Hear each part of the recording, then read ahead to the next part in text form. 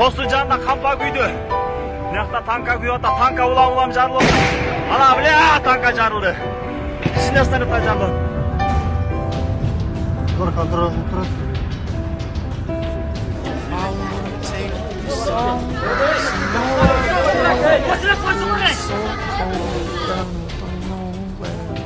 I brought daffodils on a pretty street. They won't flower. Ana jigitler Kyoto'da bu şehirge düştü. Bakıyor Center. Bankomat. Go'duğa düştü.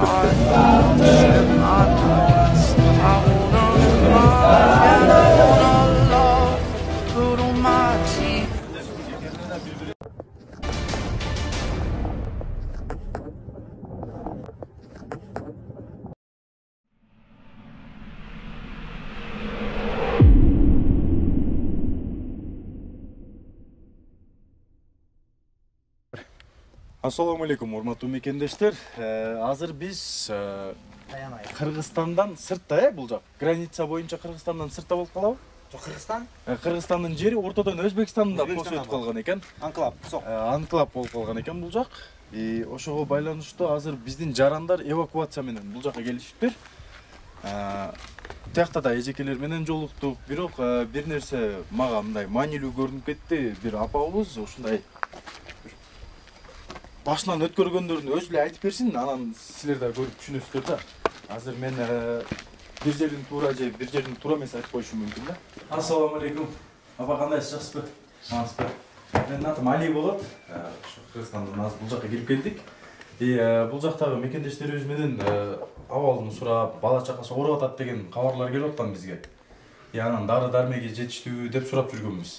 Анан сизди бул жакта эжекелер айтып, бул досубуз айтып калды. Баткендин кайсыл жагынансыз?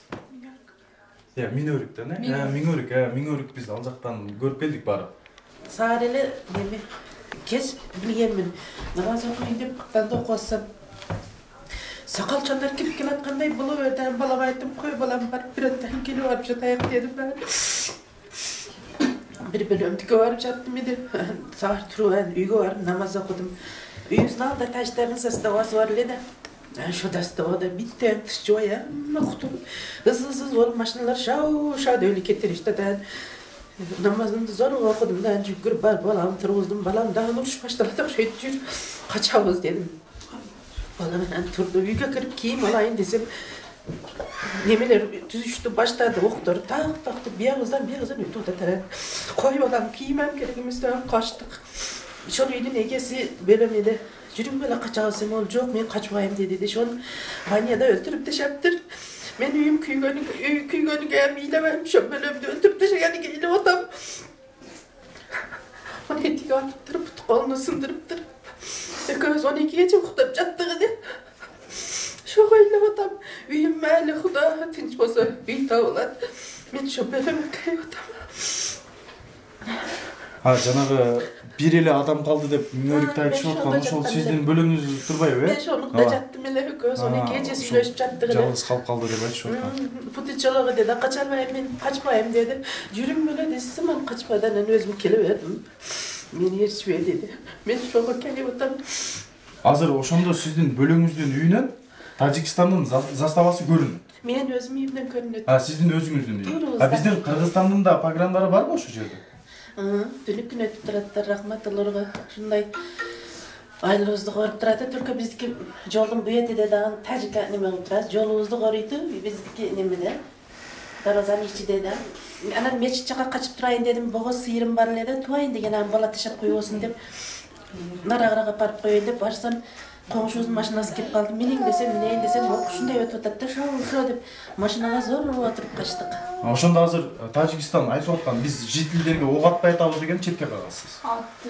Ошол бизге тийбеди лекин. Бирок бизге карап ок чыгарды да. Тын жашоочуларга карата ок атылган да. Элге карап. Элге карата мындай. Şu ягыздан өтүп жатты да, мына балам алып көрүп турду, шоу өтүп тийген жок экен. Анын миңөрүктөгүлөр айтты, жалгыз киши калып калган экен, жанагы мүмкүнчүлүгү чектелген эле, жалгыз калып калыптыр деп айтышты. Сиздин ошондо бөлөгүңүз болуп калды, Экөөбүз бирге жаттык деши клубка барып жаттык менен. Коркпо, эч ким келбейт. Коркпо десем, мен деп шону алда жатып келдим менен. Анан намазга өзүм үйүмө келдим менен. Силер да азыр ошол Кыргызстандан бул жака киргенсиңер, кызыңызбы? Күйөөгө келген кайын жок. Анан сим картасын үйдө калган телефондон тажиктер башкаларга чалып, биздиге чалып атты да, кайнемдерге Бишкекке. Мана баламсыз. Түшүнбөдүм. Үйдө апамдар саар менен жөнөгөндө икемдин телефону заряддаган. Кирип алып чыгайын десе апам кой кирсең порттап кетпе, кой телефонун касакалар деп келе бергендер да. Кийин ошо телефонду алып тажиктер кирип, ошол номер менен сим карта менен мен кайнеме чалыптыр да Бишкекке. Акыркы звонок кайнеме чалынган экен да. Менин сим картамды икеме берген элем да. Тажикча сүйлөптүр. Тажикчалап сүйлөптүр кайнеме чалып. Анан кайнемен тажикча түшүнбөйм десе, тогда по-русски говори дептир. Силер аз каяктасыңар, каяка үйлөп атасыңар деп мындай маалымат сураптыр кайнеме. Анан үйүбүздү тоноп, өрүктөрүбүзгө чейин полный алып, анан күйгүзүп кетиптирлер. Бул гражданскийлер согуш эмес, мындай айыл башчыларда көрүп турго, кара кийинген сакалчандар экен. Өдөдөн баштап полный чыгып эле кеңире жүрүп күйгүзүп жүрүптүрлөр.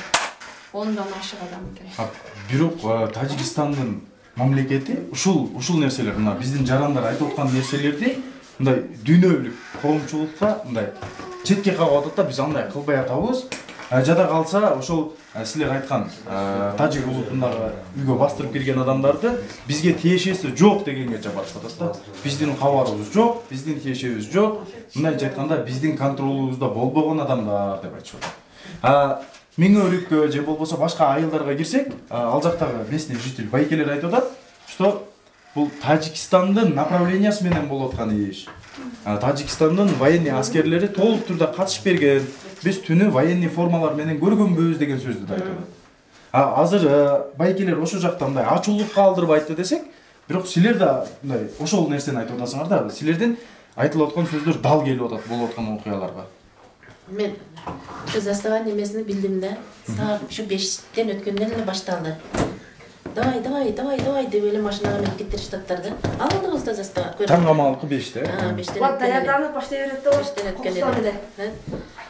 Мен айттым, булар неге күнү мындак кайтедилер, бөлүшүп калдылар десем эле, пичиден кийин уже ок атышты баштадылар да. Намаз убагында болот го, караңгыда болгон үчүн көрүптүрлөр да, алдыбыздан кып-кызыл болуп күйүп чыгыптыр дейт да машинанын чекелеринен. Адамдарга эле, граждандарга эле аткан алар. Мындай өзүнөн өзү пайда болуп кетпейт да, ар бир нерсенин мындай башталыш себеби болот деп ойлойм да. Жанагы бир күн же болбосо бир түндө мындай кайнап кетпейт да бул маселечи. Сиз айткандай эле, жанагы жөн жүрүп туруп эле бир ызы-чуу көтөрбөйт да эч ким. Ошол биздин мамлекет билген да бул нерсеничи, алдын ала мындай шартын түзсө болот эле деп мен айтып келип атам да, буну катарасынанчы. Мисалы биз билип атабыз, биринчи жолу эмес бул конфликт.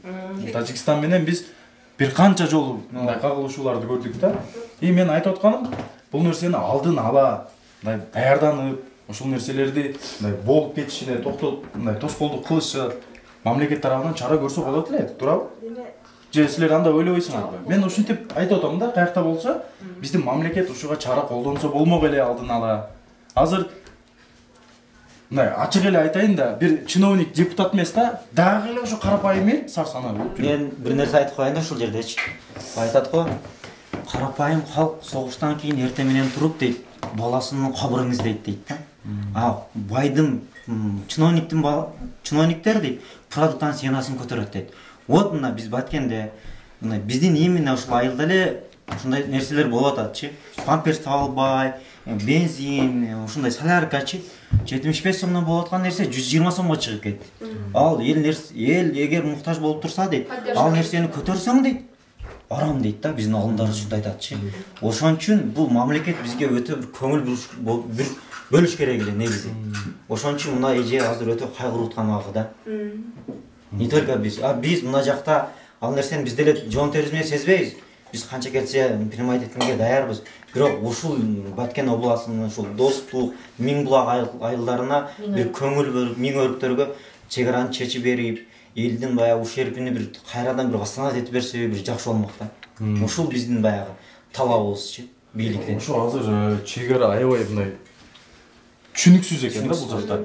Бир карасак Өзбекстан келди, анан Кыргызстан келип калды, Кыргызстан келип калды, анан дагы Өзбекстандын солдаттары чыкты жолдон. Анан дагы Өзбекстандын солдаттары го десек, дагы Кыргызстандын солдаты турат да ортодо. Анан Өзбекстан каяк, Кыргызстан каяк түшүнбөйбүз. Оң жагыңар Тажикстан дейт. Бир жолдун ортосунда турсак, эки тарап тең Тажикстан деп айтып атат. Түшүнүксүз да бизде. Анан дагы биздин үйүбүз менен Тажикстан ортобузда кичине 1 метрдей эле дуалыбыз бар эле да. Ошол жыгылып калган эле дагы ачык эле. Тажик менен биздин ортобуз ачык да. Анан ошол уруш болоордон бир күн алдын ошол дуалды кичине барып оңдоп коеюн деп экен таштарын барып коюп атканда сакалчан тажиктер ошакта разведка кылып жүргөн экен да. Алар алдыңдан даярданып биздин дуалдардын аралыгында уже кайсы үйдө кимдер бар разведка кылып полный план түзүп алган экен да. Сакалчан кишилер ассалам алейкум деди эле коркконумдан унчукпадым дейт да. Анан алла деп кетип калдылар дейт. Ошакта адамдар жүргөн экен да. Алдын ала, ошо окуя башталардан ошол күнү кечирак разведка алып кеткен экен. Анан саарында башталган. Ошондо булар мындай биз военный менен гражданда айырмасы болот да. Граждан адамды военныйден айырмасы болот. Ошо бастырып келгендер да военный түстөгү адамдарды башка деди, башкача дедилер. Капкара кийинген боевиктер деп айтышып атат ортодо. Боевиктер бар дейт. Да, биз дагы медиаларда көрүп атабыз сакалчан адамдар. Анан бизге солдаттар дагы жетишпейт. 30 солдат ошону кантип коргосун биздин айылды. Бечаралар дуалдын астында эле же оружие жетишкен эмес, коркуп эле барып эле ошентип өлүп калдылар. Азыркы учурда ошо чымын басып жатат экен. Миң өрүктө. Жетишкен эмес, оружие дагы солдат дагы жетишпейт миң өрүккө. Качан өлүп калышыбызды билбей эле жашайбыз да биз миң өрүктө. Азыр ушул жактагы эжекелерди баары ошо миң өрүктөн келген. Кызыл белден. Кызыл белден да бар. Кызыл белге келгенде ошо кайын журттары болуп келди. Анан мен эмала келди, апа жүрүң. Шайфта тыгын жайшын. Азыр силердин мамлекет эвакуация кылды бул жакка? Жок, жергиликтүү тургундар эле өзү чыгып келди. Азыр ошондо пост бар экен да Өзбекстандын чек арасы. Ал кантип ачып берди силерге жолду? Мамлекеттен сүйлөшүүсү жок, ачып бербесе керек дейм да. Унчуккан жок келип атганыңарда. Паспорту жокторду да өткөрө берди ошондо. Бирок сурады, силер каяктан болосуңар? Азыр бизде загран паспортубуз жок эле, биздин да кабарыбыз жок эле негизи. ID карт менен эле өткөрдүк да. Бирок рахмат айттык ошо Өзбекстандын солдаттарына да чоң ыраазычылык айтып кеттик. Анткени бизде кыйналган элди ушунчалык жардам берип, колунан келишинче жардам берген. Рахмат. Апам мисалы биз ойттон көчүп кете берсек корктук деп да, дагы бирөө ошентип көчүп кете берсе Кыргызстандын патриоттору ким болот? Ким коргойт Кыргызстандын чек арасын? Мешелде отурат. Мисалы азыр апам мен көргөнүмдөн Бишкекке эле көчүп кетиңиздер деп атам да, бирок апам айтат биз көчүп кетсек ким коргойт дейт чек араны. Бара берем деп атам. Кыргыздар көчүп келсе Бишкекте отургандар мисалы түшүнбөйт экен, бизде эмне өтүп атканын түшүнбөйт экен алар. Ошол Баткен эле берсеңер берип койгулачы, Тажикстанга деген сөздөрүн угуп атабыз да бизчи. Уктуңуздарбы? Мына ошо биздин кээ бир байкелерде көрөт да. Силер уктуңуздарбы? Азыр силердин оозуңардан чыкпаган сөз аялдар айтып атат. Бербейбиз, бир карчы да бербейбиз. Атсасын бизди. Şu birinci urushdan beri жашап şu taratga chiqsak qaysi kuni shu zastovadan bizda otat ekan deb panalab taratalam. Qancha ustag'am jashab otamiz. Hozir bolam aytadi, "Opa, men yo'lga borib oyoq" deydi. Men aytaman, "Boraverim, bolam, boraveramiz, jashaymiz." Kırgızlar verse taşlar çıkıp geliriz de var. Kırgızın yerine. Boramiz, jashaymiz, o'ldirsa ham jashaymiz. Жанагы Кыргызстанда батыр деген сөз аябай көбөйүп калды да акыркы учурда. Мына батырлык. Мына. Мына тирүү легенда деп айтамын да. Жандат деди, оятыбыз жандат. Жандат деди, суу серап. Багыбыз бар. Жашообуздун жеде. Kurup duralım Tacikistan. Kızım ele tartı verse biz yaşayıveririz. Kızım tartı versinler ortaga. Başka iş neresi gereğimiz. Öyle ama öz bir öyle akıp salı olağız. Katta bak içinde yaşayıveririz. Kızım tartı versinler, kızım tartı versinler ortaga. Ben çalığız balam. Xuda kalasa. Balam katta o'zi bartig'ini qila oladi. Hozircha zum ele tartib bersalar bo'ldi. tezroq yetishib kattalardan so'raganim shu. Gördüңүздөр бекелер, кээ бир мамлекеттерде адамдар мындай эбегейсиз шарттарды талап кылып атат. Кыргызстандын жарандары силерден мындай зым эле сурап атат да. Болгону зым. Калган бүт баарын өзүбүз кылабыз, бизге зым эле тартып бериңиз деп атат. Силердин колуңарда мүмкүнчүлүк болуп, кээ бир эркектерге айтып атам да бул сөздүчү. Кээ бир эркектерибиз айта албаган сөздү аялдарыбыз айтып атат. Кээ бир эркектерге караганда аялдар батыр болуп калды да бизге. Билбейм, кайсыл адам кандай кабыл алат өзүнө. Бирок мен ушул апабызды мындай менин көзүмдө батыр болуп калдыңыз да, апа, чыныгындачы. Чыныгында мен сизди батыр сездим да. Анткени мен 3 күндөн бери кээ бир эркектерден укпаган сөзүмдү айттыңыз.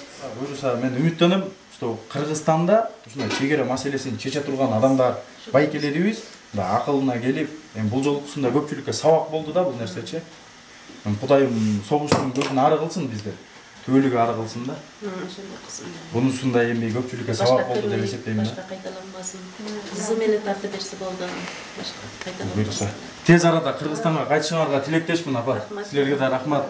Сабыр кармап туруңуздар. Тез арада кыргыз эли силерди кайтарат.